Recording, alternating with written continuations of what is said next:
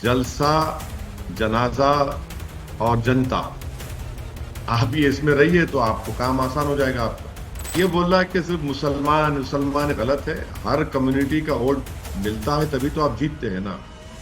हाँ, ये बात सही है कि हम चाहते हैं कि मुसलमान अल्पसंख्यक समाज की पॉलिटिकल लीडरशिप बने। अच्छा, जो बोल रहे हैं वो कितने बच्चे पैदा करें वो नहीं बोलते। नमस्कार, एनडीटीवी इंडिया में आपका स्वागत है। मैं हूं मनोरंजन भारती।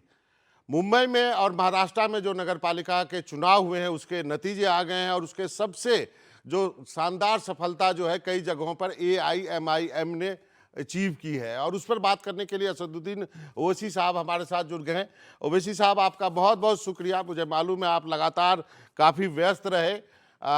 शानदार सफलता के लिए आपको बधाई हो। आपने नारंगी के साथ साथ हरा फहरा दिया वहां पे।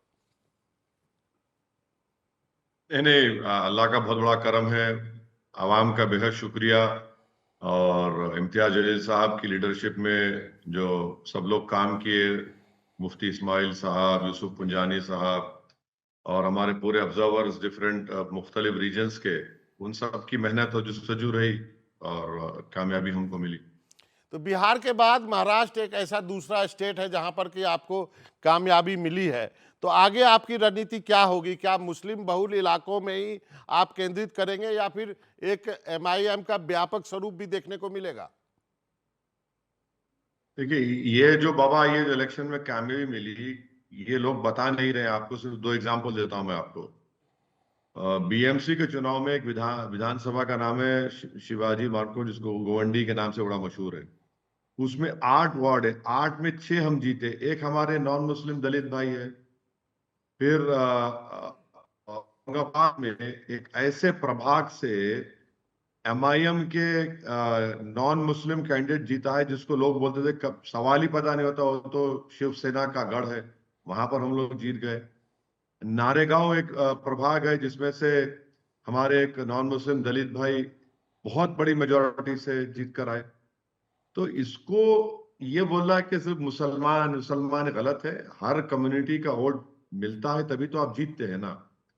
हाँ, ये बात सही है कि हम चाहते हैं कि मुसलमान अल्पसंख्यक समाज की पॉलिटिकल लीडरशिप बने, और उससे हम समझते कि वो चाबी है जो तमाम तालों को खोलती है, इंसाफ के लिए, विकास के लिए, सम्मान के लिए। तो ये हम काम कर रहे हैं।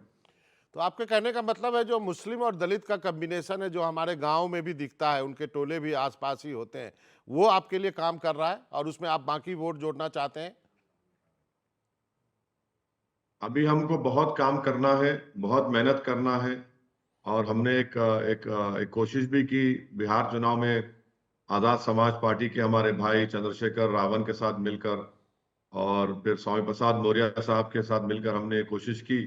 तो इस तरह की कोशिश को अब देश के कोने कोने में हमको लेकर जाने की बहुत बड़ी जरूरत है, और इसी से ही हम लोकशाही को, जमहूरियत को और पिछड़े और कमजोर समाज को हम लोग इंसाफ दिला पाएंगे।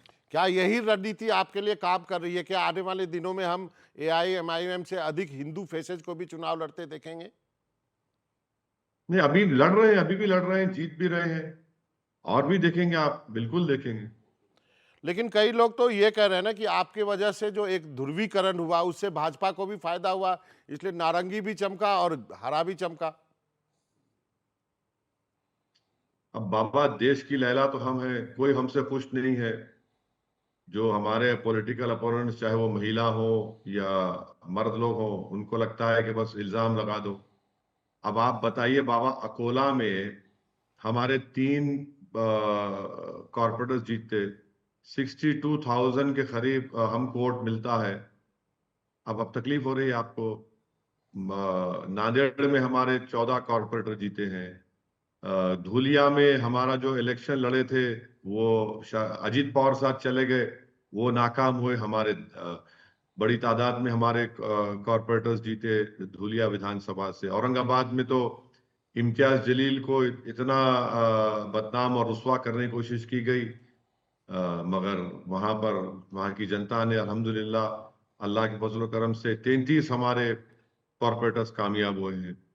तो अब इल्जाम लगाने वाले, अब मैं क्या करूं? अब 8 अगर हम मुंबई में जीतते हैं, शरद पवार और अजित पवार नहीं जीतते हैं, तो इसमें मेरी क्या गलती है? तो जनता फैसला कर रही है। लेकिन ये आरोप तो आप पर लगेगा और लगता रहा है, पहले भी लगा है। मुझे मुझे इसकी कोई फिक्र नहीं है, क्योंकि आरोप लगाने वाले गुरूर और तकब्बुर और अहंकार का शिकार हैं। वो ये समझते हैं कि जब वो राजनीति में है तो उनको खुदा ने ही ये राइट दिया है कि वो हुक्मरान बनेंगे, या वो वही वही राजनीति करेंगे और दूसरे गुलामी करेंगे, दरी बिछाएंगे। वो जमाना खत्म हो चुका है। तुम अपने घर में बैठ के भी उस तरह की राजनीति नहीं कर पाओगे, तो बाहर तो छोड़ दो। जनता बाशऊर हो चुकी है और जनता ये देख रही है कि भाई हमको अपनी लीडरशिप चाहिए। अगर आप बोलेंगे कि नहीं तुम्हारा मुकद्दर ये है कि तुम दरी बिछाओ, तो नहीं हो पाएगा ना। तो इसका मतलब ये जो आपने दरी बिछाने वाली बात कही, ये बहुत, ये फ्रेज जो है ये बहुत चलता है पॉलिटिकल सर्किल में। तो मैं सीधा सीधा पूछता हूँ, क्या कांग्रेस ने मुसलमानों को टेकन फॉर द ग्रांटेड लिया, इसके वजह से मुसलमान एमआईएम को वोट कर रहा है? बाबा देखिए, मेरी पार्टी की कमजोरी या गलतियों को मैं आपके सामने रख सकता हूं। दूसरी पार्टी की जिम्मेदारी वो उनके ऊपर है, वो उनको देखना चाहिए। मुझे उसकी कोई फिक्र भी नहीं है, ना मुझे उसकी, मेरा तो कोई उनसे ताल्लुक नहीं है, मैं प्रिवी नहीं हूँ। वो उनका मामला है। मेरे घर की जो बात है, मैं अपने घर की बात कर सकता हूँ, उनका मैं क्या बोलूं। एक सवाल यहाँ पे उठता है कि क्या आप कांग्रेस, एनसीपी या उद्धव सेना से दूरी बनाए रखेंगे, या स्थानीय स्तर पर आप समझौता करने के लिए उनसे ओपन है? अरे मेरी परछाई से उनको डर लगता है, तो मैं क्या करूं। मेरी परछाई से उनको नफरत है। कहीं पर अगर कोई नाम ले लिए तो गाली के सिवा नाम ही नहीं लेते हमको। इस चुनाव में क्या क्या नहीं अनाप शनाप उन्होंने कहा मेरे बारे में। तो मैं क्या कर सकता हूँ। बिहार में बाबा आप जानते हैं, आप तो उसी प्रदेश से आते हैं। ईमानदारी से आप खुद ने खुद देखा इस बात को। आपने मुझसे सवाल किया था सीमांचल में, मैंने कहा हमने लेटर लिख कर दिया। हम तो चाह रहे थे, आप नहीं आना चाह रहे। हमको आपने एक्सट्रीमिस्ट कह दिया। हमको आपने कहां कहां से जोकरों को बुलाया, अपने देश के कोने कोने से उन्होंने हम पे क्या क्या जो जो मन में आता था, जबान पे आता, बोलते थे हमारे बारे में। मगर सीमांचल की जनता ने उनको जवाब दिया। महाराष्ट्र में आप आए, फिर महाराष्ट्र की जनता ने आपको जवाब दे दिया। तो मैं क्या कर सकता हूँ बाबा इस बारे में। नहीं, मैं तो मेरा, चुनाव लड़ूंगा। नहीं, चुनाव हम लड़ेंगे। चुनाव लड़ेंगे, जीतेंगे भी। इंशाल्लाह जीतते रहेंगे। अगर जनता नहीं चाहे तो हारेंगे भी। मगर अगर कोई ये बोलेगा कि नहीं तुम लड़ना ही नहीं चुनाव, तो वो तो कोई नहीं सुनने वाला है। कोई नहीं सुनने वाला। नहीं, ओवैसी साहब, मैं चुनाव के बाद की स्थिति की बात करूं। यदि कहीं मेयर बनाने में यदि किसी कांग्रेस, शिवसेना, उद्धव सेना को आपकी जरूरत होगी, तो क्या आप जाएंगे उनके साथ, या नहीं जाएंगे? बाबा देखिए, जाएंगे का मतलब ये नहीं है कि आप आकर मुझसे बोलेंगे कि आप दरी बिछाओ और आप लेट जाओ, आप सो जाओ। नहीं होगा। अगर इज्जत के साथ हिस्सेदारी की बात होगी तो इम्तियाज जलील बात करेगा। अगर आप इज्जत नहीं देंगे और हिस्सेदारी की बात नहीं करेंगे, तो हमको बराबर हम बात नहीं करेंगे आपसे। तो इसका मतलब कि जो भी इस इंटरव्यू को देख रहे हैं, यदि कांग्रेस के नेता हैं या उद्धव सेना के नेता हैं, वो इस बात को नोट करने, इज्जत से यदि एमआईएम को आप बुलाते हैं तो वो आपके साथ जा सकते हैं, यदि कहीं मेयर इज्जत बनाने की बात इज्जत होती है। इज्जत नहीं बाबा, इज्जत के साथ और हिस्सेदारी की बात होगी। ये वन वे ट्रैफिक नहीं होगा ये। चलिए, अच्छी बात है, हिस्सेदारी भी होनी चाहिए। अब आप मुझे बताइए कि एमआईएम शासित जो नगर निकायों के लिए कोई ठोस मॉडल है आपके पास? मुस्लिम प्रतिनिधित्व और उनके विकास के लिए कैसे, क्या मॉडल है आपके पास? नहीं बाबा, सवाल फिर से मैं पूछ बोलिए, रहा मैं हूं सुन ली। कि जो यदि एमआईएम शासित जो नगर निगम होगा या फिर कोई स्थानीय निकाय होगा, उसके डेवलपमेंट के लिए क्या आपने कोई मॉडल बना रखा है? क्या वहां पर मुस्लिम प्रतिनिधित्व को कैसे और आगे बढ़ाया जा सकता है? किस मॉडल के साथ जाएंगे यदि आपको मौका मिलता है? कई जगह आप है इस ऐसी स्थिति में। एक किस्म का मॉडल तो हर जगह नहीं चल पाएगा। हम्म। हर एरिया, हर म्युनिसिपल कॉरपोरेशन का चैलेंजेस अलग होते हैं। हमारे कॉरपोरेटर्स को ट्रेनिंग देने का काम भी हम करेंगे। उनको समझा भी रहे हैं कि आप के ऊपर बहुत बड़ी जिम्मेदारी आयद हुई है। जनता की तरफ से आपको बहुत इज्जत दी गई है। अब आप उनके दरमियान में रहिए। उसको अपना ओढ़ना बिछौना बनाइए, फुल टाइम काम करिए, और वहाँ के जो वार्ड के जो इश्यूज हैं सिविक कम्युनिटीज के हो, उसको हल करने की पूरी कोशिश करिए और जनता के दरमियान में रहिए। बिहार में एक कहावत मशहूर है बाबा कि जलसा, जनाजा और जनता, हम्म। आप ये इसमें रहिए तो आपको काम आसान हो जाएगा आपका। हाँ हाँ, हर बर्थडे में जाइए और हर मंडी में जाइए। जो नेता ये दो हाँ। चीज़ सीख लेता है वो बहुत सफल होता है। नहीं, मेरा सवाल ये था कि देखिए, आप जो आपकी राजनीति है, एक तो मुस्लिम पहचान की राजनीति आप करते हैं, उसमें आप लगातार सफल हो रहे हैं, लेकिन उसके साथ आर्थिक और जो शैक्षणिक है, एजुकेशन का एजेंडा भी तो आपको जोड़ना पड़ेगा। जाहिर है, बिल्कुल सही कह रहे हैं आप। इस म्युनिसिपैलिटी के कई स्कूल्स हैं, हमने निशानदेही की उन स्कूलों की कि उनके बिल्डिंग्स बड़े खराब हैं, वहां पर शिक्षा का इंतजाम बड़ा कमजोर है, टीचर्स नहीं है। उसी म्युनिसिपल कॉर्पोरेशन के तहत अस्पतालें हैं, क्लिनिक्स हैं, उसको सही करना है। हर जगह पर हमने एक लिस्ट बनाई है। फिर वहां पर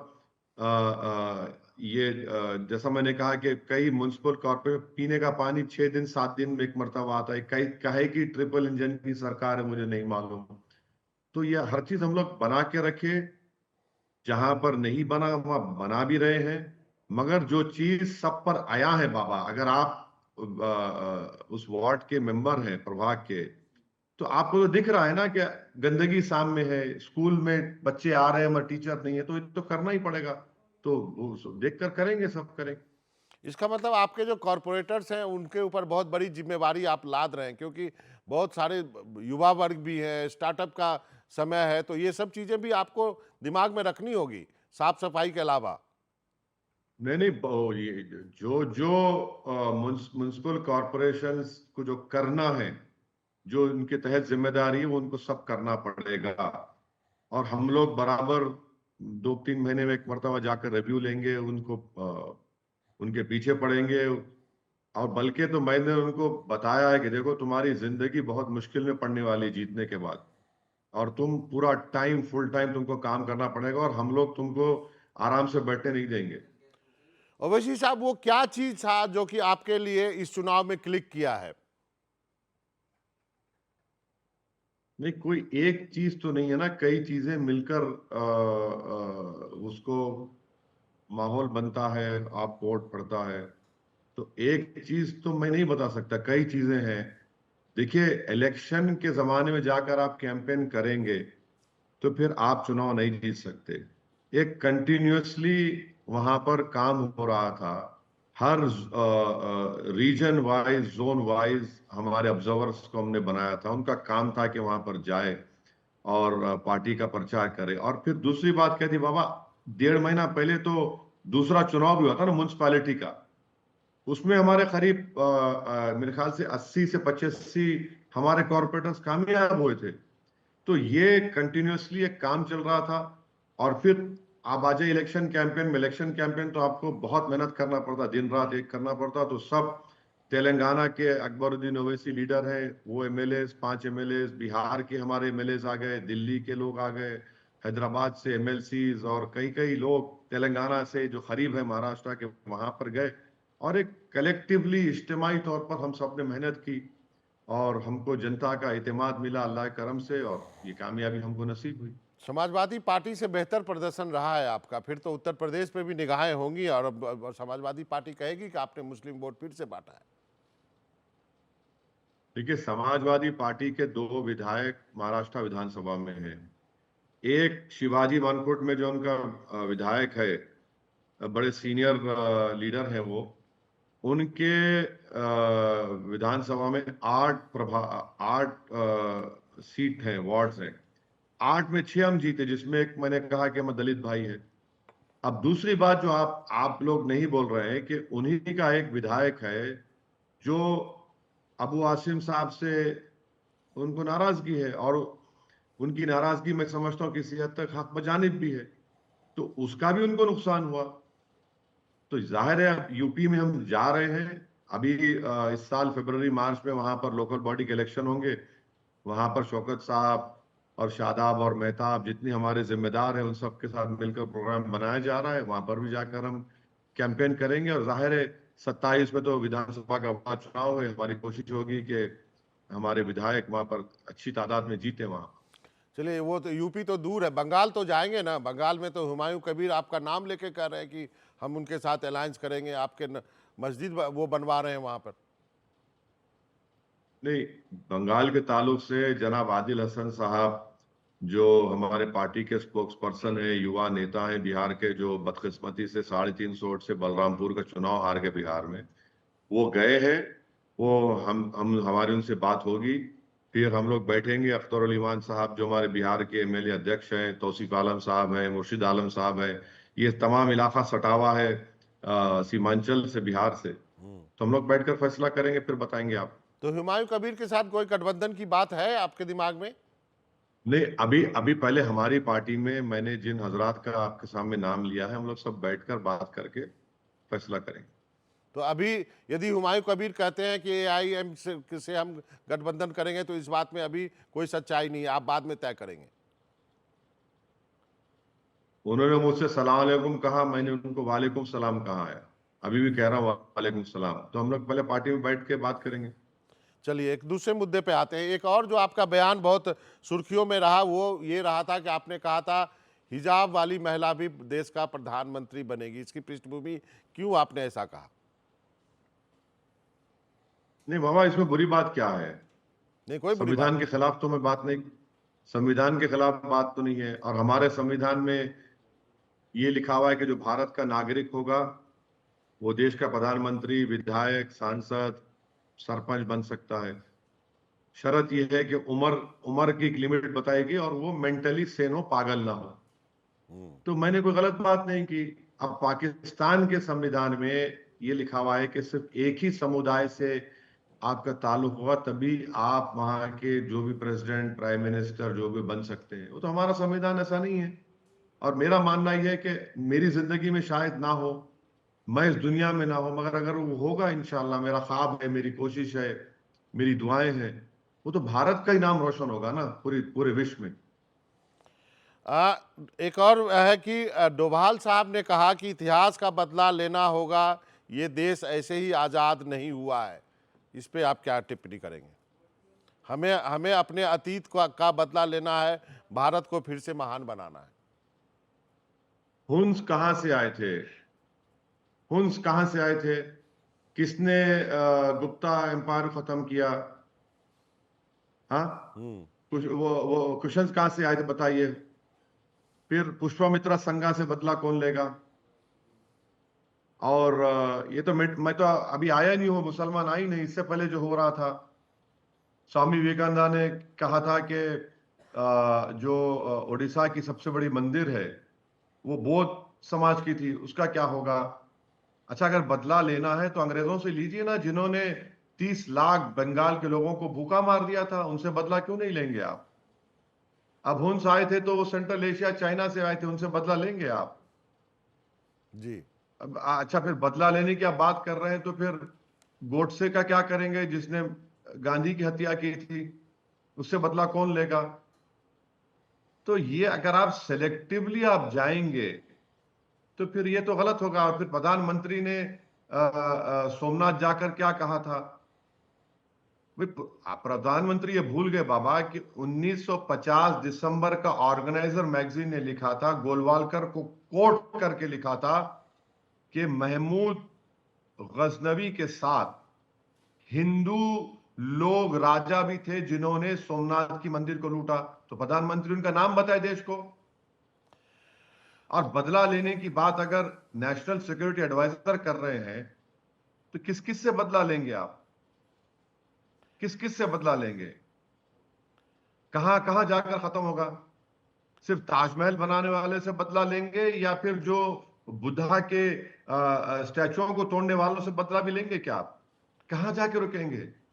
चीन से बदला नहीं ले पा रहे हैं जो हमारी 2000 स्क्वायर किलोमीटर जमीन पर कब्जा करके बैठा है, ऑल वेदर रोड्स बनाकर बैठ गया। डेप्सांग डेमचाक उनके कब्जे में आ गया है बड़ा हिस्सा। 15 पेट्रोलिंग पॉइंट पर हम जा नहीं सकते। और आप उस चीन से कह रहे हैं कि जिसने पाकिस्तान को 80% हथियार चीन का है, जिसने अपने एयरक्राफ्ट J-10 दिए, जी। पूरा सैटेलाइट इमेज। आप उनसे उनसे एक नरम रवैया इख्तियार कर रहे हो, देश को बोल रहे हो बदला लो। कहां तो खत्म होगा ये आखिर ये बदले की भावना क्या है बताइए।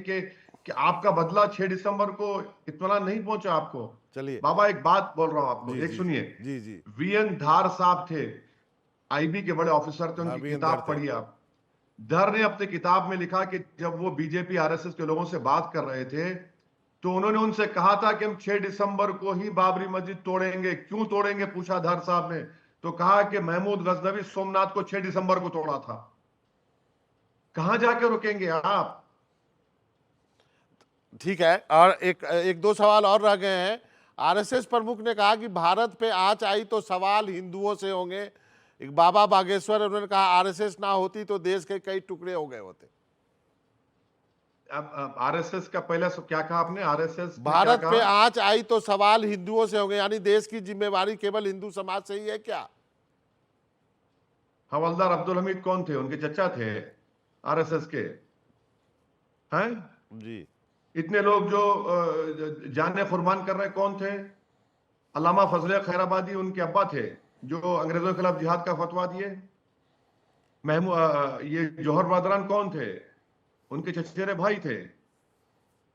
शेखुल हिंद महमूदुल हसन और हुसैन अहमद मदनी कौन थे, जो माल्टा की जेल में सड़ रहे थे 6 महीने उसके आंगन में? अच्छा, फिर ये कौन थे? राम प्रसाद बिस्मिल और फिर उनके जो मुस्लिम दोस्त थे, कौन थे? इनके रिश्तेदार थे। मौलवी अलाउद्दीन कौन थे? मक्का मस्जिद का इमाम हैदराबाद का, जिसने जुमे की नमाज का खुतबा देकर हैदराबाद के ब्रिटिश रेसिडेंसी पर हमला किया। काला पानी का पहला सजा याफ्ता आदमी हैदराबाद का था, जिसको अंग्रेज लेटर लिखे थे निजाम को कि लेकर जाओ, ये ज़ईफ हो गया। तो निजाम बोलते थे नहीं, सालार जंग बोलते नहीं, इसको नहीं लेकर आएंगे। कौन थे ये लोग? क्या बकवास करते हैं? एक दो सवाल और रह गए सर। एक तो आपने कहा कि यदि वेनेजुएला के राष्ट्रपति को ट्रंप उठा के अगवा करके ला सकते हैं, तो जो हमारे मुंबई के जो प्रोटेस्टेंट्स हैं उनको भारत सरकार को लाना चाहिए। बिल्कुल लाना चाहिए लख्वी को, बिल्कुल लाना चाहिए लश्कर तैयबा के उस जालिम को, बिल्कुल लाना चाहिए वो जैश ए मोहम्मद के मसूद अजहर को। जब आप एक न्यू वर्ल्ड ऑर्डर क्रिएट कर रहे हैं, जब आप उन तमाम यूनाइटेड नेशंस के रेजोल्यूशंस को और जो भी था उसको आप बालाए ताक रखकर कर रहे हैं, तो फिर भारत क्यों रुकना चाहिए? और मोदी जी तो 56 इंच का सीना रखते हैं ना। जब अमेरिका घुसकर एक इलेक्टेड प्रेसिडेंट को, चाहे वो डिक्टेटर हो या जो भी गलत हो, उसको उठाकर ला लिया आप न्यूयॉर्क की जेल में, उसको रखे हैं वहां, केस चला रहे हैं। तो ये तो हमारा तो प्रूवन केस है ना दुनिया जी। के सामने, ये तो प्रूवन केस है। और उन पर तो यूनाइटेड नेशंस के ही तरफ से उन पर सैंक्शंस लगाए गए थे, एलईटी के ऊपर, लखवी के ऊपर और ये मसूद अजहर के ऊपर। तो बराबर करना चाहिए, करिए ना, आप क्यों नहीं करते? अच्छा, तभी तो रुकेगा। जी, तो इस महाराष्ट्र के चुनाव में बच्चे पैदा करने को लेकर के भी काफी कुछ कहा गया, बहुत सारे इस पे भी बयानबाजी हुई है। और जब बच्चे पैदा करने की बात होती है तो उंगलियां जो है एक समुदाय के ऊपर उठा दी जाती हैं। अब बाबा देखिए ना कि दिखाने को कुछ नहीं है, तो आप बच्चों पे आ गए। अच्छा, जो बोल रहे हैं वो कितने बच्चे पैदा करें वो नहीं बोलते। हाँ, और दूसरी बात यह है कि खुद चंद्रबाबू नायडू और तेलंगाना की सरकार ने एक कानून को वापस ले लिया। महाराष्ट्र में आज भी अगर कोई म्युनिसिपल कॉरपोरेशन का इलेक्शन लड़ रहा है, तो 2 से ज्यादा बच्चे रहे तो आप नहीं लड़ सकते। अब तेलंगाना और आंध्रा में वो कानून को वापस ले लिए, और चंद्रबाबू नायडू मोहन भगवत के साथ बैठकर कह रहे हैं कि कम से कम 3 से 4 पैदा करो। अब बाबा आप बैठकर बोल रहे हैं और एक ही समुदाय को गाली दे रहे हैं। हकीकत यह है बाबा, हमारा जो डेमोग्राफिक डिविडेंड जो भारत में है, हमारी आबादी का 60% हिस्सा युवाओं पर मुश्तमिल है। अफसोस की बात यह है कि 11 साल नरेंद्र मोदी की सरकार और ये डेमोग्राफिक डिविडेंड रहेगा और 20 साल। अगर इन युवाओं को हम ताकतवर बना देते हैं तो भारत सुपर पावर बनने के मौका में आ जाएगा इंशाल्लाह। मगर हम उनको लगा दिए गौरक्षकों के नाम पर, उनको लगा दिए कि खोदते रहो कि उसमें मस्जिद थी या मंदिर है, देख लो। और अगर हमारा ये जो TFR रेट गिरा है बाबा, 10-15 साल के बाद भारत, 20 साल के बाद भारत में कम से कम एक्सपर्ट्स बोलते हैं कि 10 या 15% बूढ़ों की आबादी होगी, ज़ईफ लोगों की। आप अंदाजा लगाइए कितना एक्सपेंडिचर होगा। हम इस पर बात ही नहीं करते, मगर लगे हुए हैं, बस ये कर दो, वो कर दो, चुनाव आया तो बच्चे पैदा करो। अरे जो तुम नहीं पैदा कर रहे दूसरों को बोल रहे हैं। चलिए, अंतिम सवाल है और जाते जाते आप हमें बता दीजिए कि शादीशुदा जिंदगी को सफल सरल बनाने का राज क्या है। आपने वहाँ पर एक पब्लिक मीटिंग में बोला है, हम सब जानते हैं लेकिन बोल नहीं पाते हैं। बाबा आप बता दो, आप बता दो कि बाबा आकर एंकर बन के कितना बोलते हैं और घर जाकर बाबा अपना एंकर डाउन क्यों कर देते हैं। बस बाबा वही है, वही जवाब है, चलिए वही जवाब है। चलिए, इसी पे यहीं पे ख़त्म करते हैं। ओवैसी साहब, आपका बहुत बहुत शुक्रिया, आपने वक्त निकाला, बहुत दिनों के बाद आप पकड़ में आए। उम्मीद करते हैं हमारी आपकी टेलीविज़न पे मुलाकात होती रहेगी। बहुत बहुत शुक्रिया sir. Thank you Baba, thank you. Okay.